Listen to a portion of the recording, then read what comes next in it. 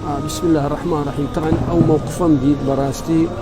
زور بيم تأسف لما زقفتي ما مستمر نظام الدين دون أو كرو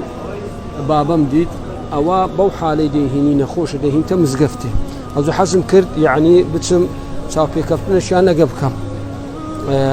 السلام عليكم ورحمة الله وبركاته. طبعا أو كرتا ونيا أما تازل تبكن ويجا كما كرد قلتم أول شيء قلت والله بابي تديهني أو أتديهني كبري دري بروبتين نويجي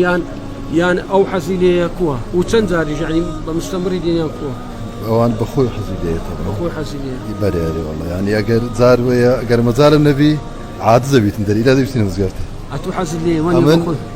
بواسي مش مزبوط من مزجرت أري بخوي ناوي تسبو دانر أتو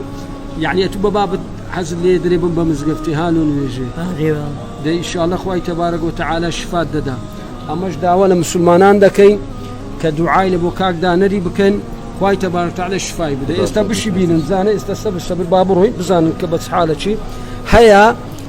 دورو تماما سرو مليون دا أسطورة لوانينية مزقفتين ويجنك بلام كاك دانا برمرو بوز عش مالشتان دورا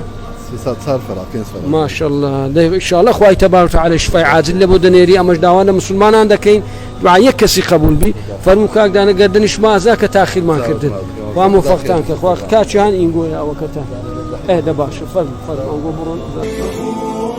فخور بإسلامي فمنه ارتويت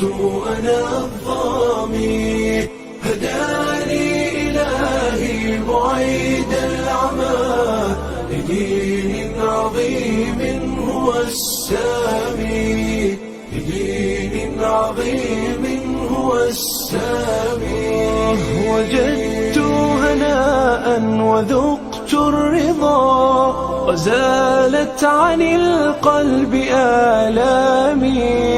أنست بأهل هم إخوة رعوني بحب يصير رجعنا لبازار دكان داركان زور بيان نيوشكل لنا دكان كاكل هي نكبتي بدبخت باربو زاو بو كوكيتوا